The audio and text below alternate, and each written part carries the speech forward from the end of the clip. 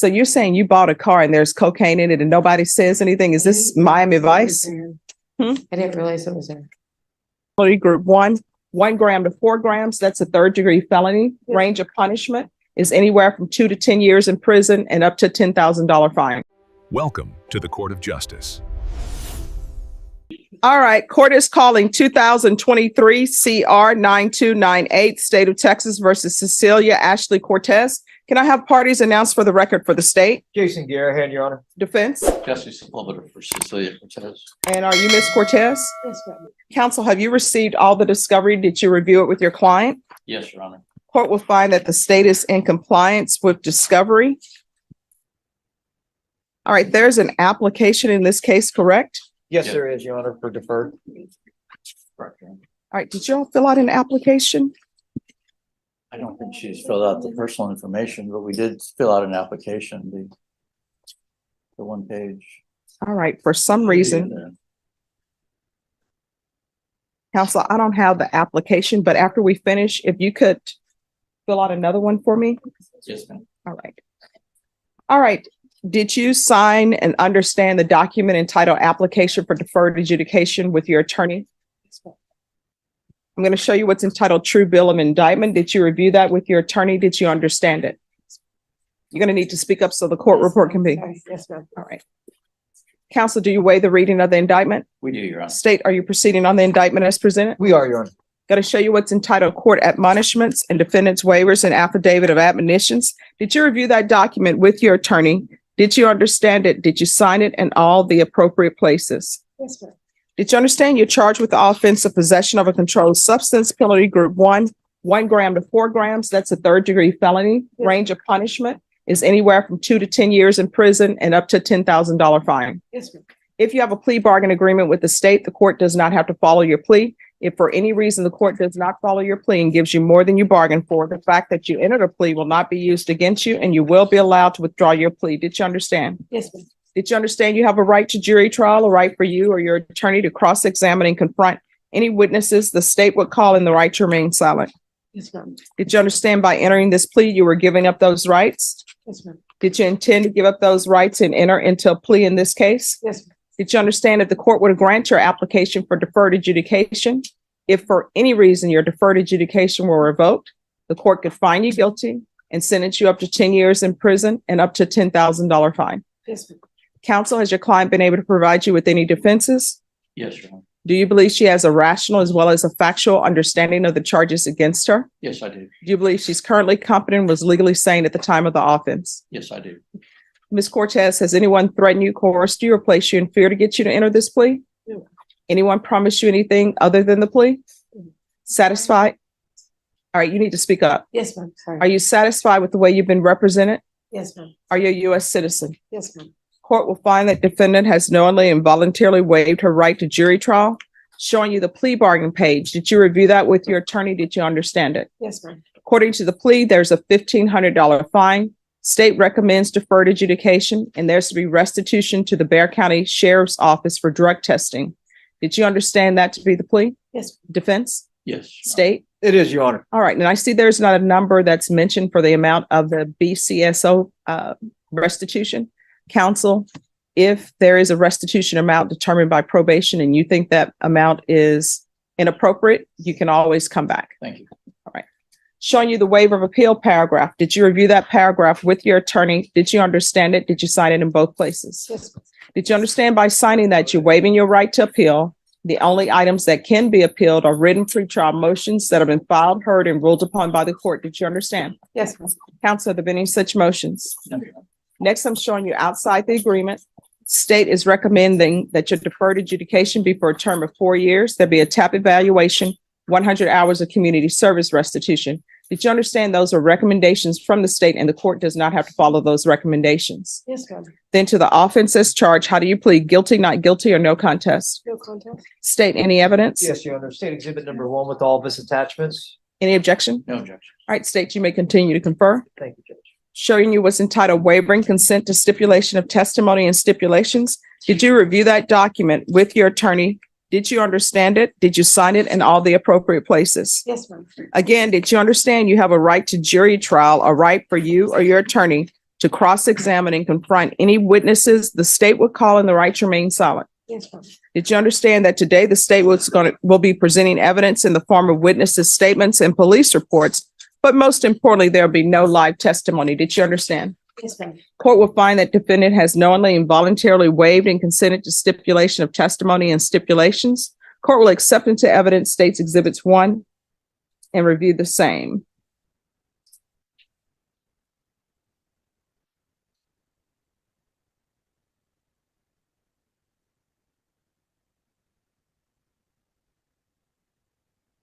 All right, after reviewing states exhibits 1 and attachments, the court will find there is sufficient evidence to find you guilty.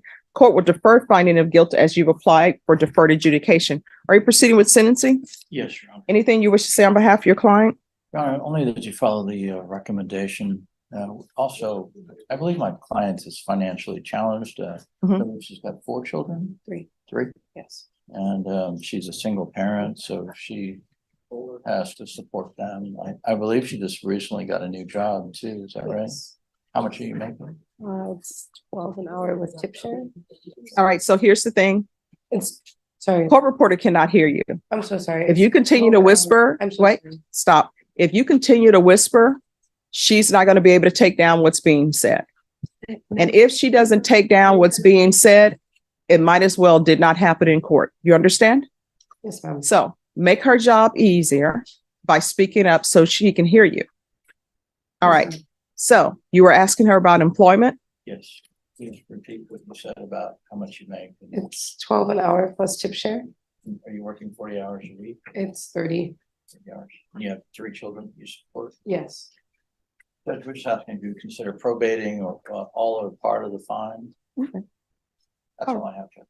So how old are your children? 9, 11, and 14. And where are they now? They're at home. The 14-year-old is watching the 2 younger ones Okay. because it's school break. It's winter break. Who helps support you with your children? Pretty much their dad, kind of. Mhm. Just through child support. It's like $240 a month. All right. Where are your parents? My mom lives in Plea, and I don't have my dad in my life.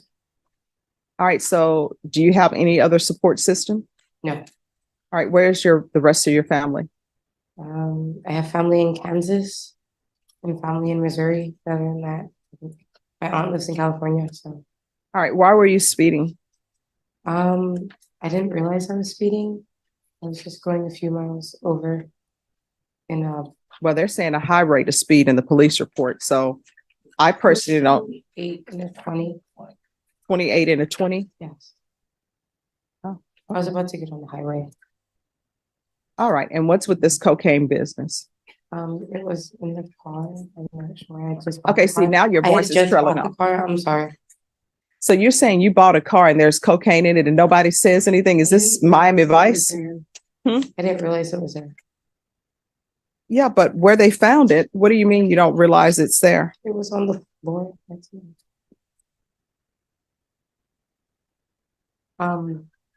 Well, you're driving. Yes. They said, while I was speaking to you, I observed a 3-inch by 3-inch baggie that is commonly used to carry illegal narcotics in plain view.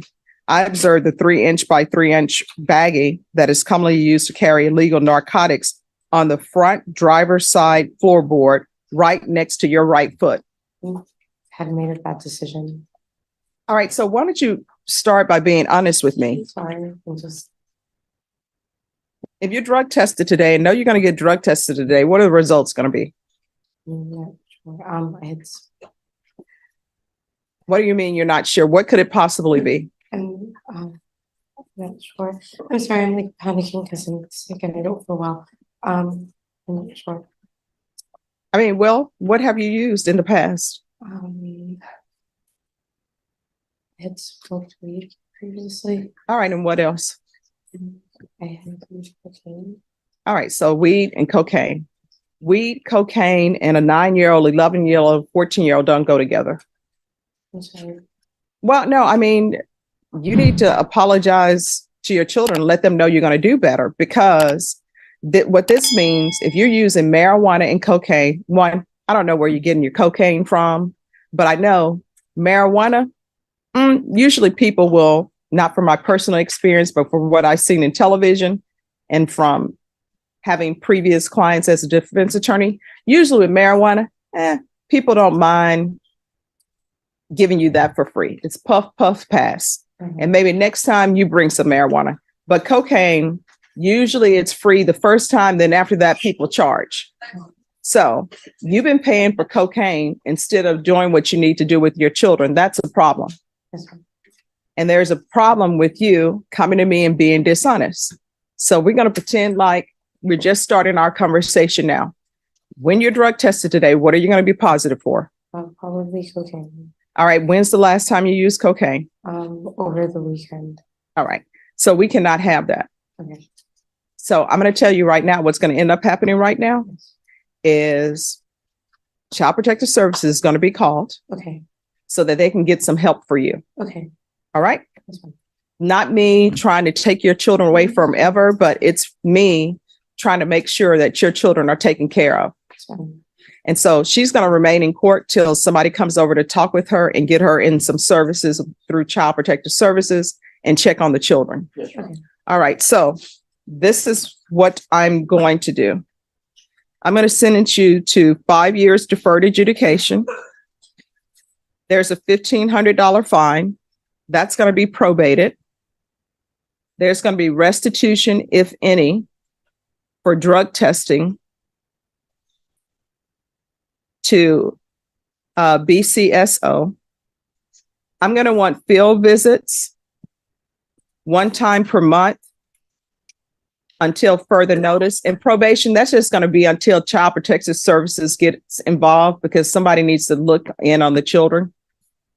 This is not a civil court, so I can't take your children away from you or do anything of that nature. CPS will have to do their investigation. There's going to be 100 hours of community service restitution. I'm going to order parenting classes. Once she completes parenting classes, the community service hours will be deemed to be satisfied. I'm going to want a TAP evaluation. Follow TAP recommendations. If TAP recommends inpatient treatment, though, we're going to start with intensive outpatient treatment. If they recommend outpatient treatment, we're still going to start with intensive outpatient treatment. And counsel, I'm assuming this is her only case. She had a prior, Your Honor, about maybe 4 years ago. All right. What was that prior? I believe it was a possession of her gun, from what I recall. All right. We'll do a referral to felony drug court. There's to be regular random UAs. We're going to do sober meetings. Yes. You wouldn't consider holding the felony court, the drug court in abeyance and see how she does? No. I know she's working. I know she's got these. Oh, they will work around that. Okay. Okay. So sober meetings, 90 meetings in 90 days. And let me just tell you, the reason why I'm not going to do that is because you've had a prior drug case, right? And then you're driving with cocaine in the vehicle. You're being dishonest with me. And when people are in their addictions, they're being dishonest. So you're not even at the place yet where you're on the road to your sobriety. You're still in the throes of your addiction. And I know, and you know, that even though I'm gonna lecture you and tell you not to do it, when you leave this courtroom, you get on probation, you're probably going to end up using. All right. Don't want that to happen because the last time you use could be the last time you use. I know you don't want the 14-year-old crying because his mom is in the house, got some bad drugs and passed out and he's trying to do CPR. You understand? Yes, ma'am. All right. So there's going to be sober support meetings, 90 meetings in 90 days.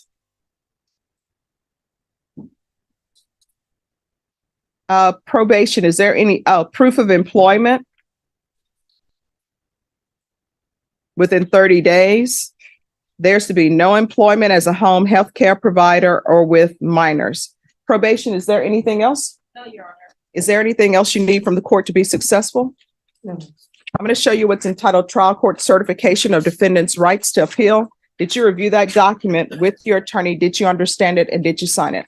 Yes, ma'am. All right, because this is a plea bargain agreement, because I followed your plea bargain agreement, and because you waive your right to appeal, you do not have the court's permission to appeal. Do you understand? Yes, ma'am.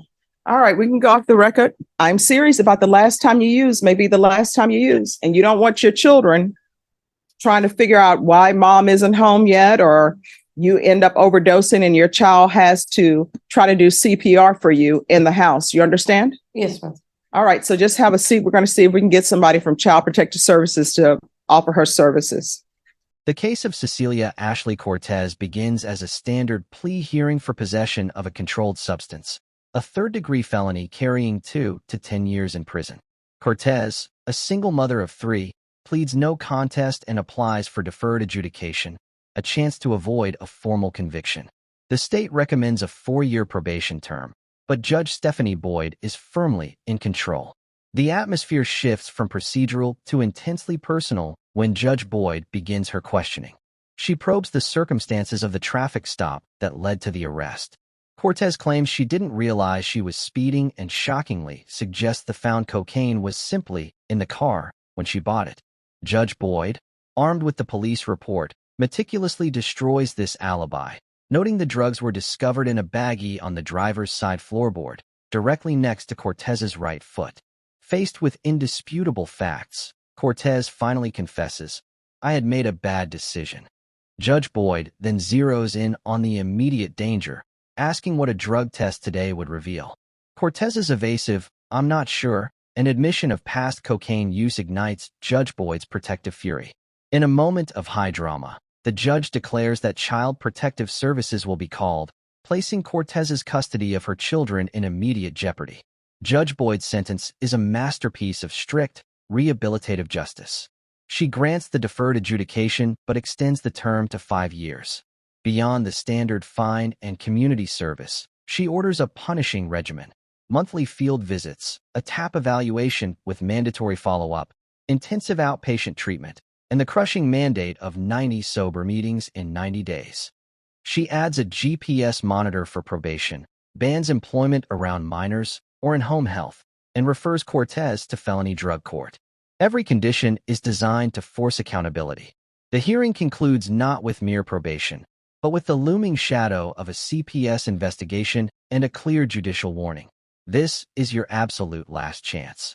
Judge Boyd's actions demonstrate that her courtroom is a place where excuses are dismantled, the truth is laid bare, and the protection of children is paramount.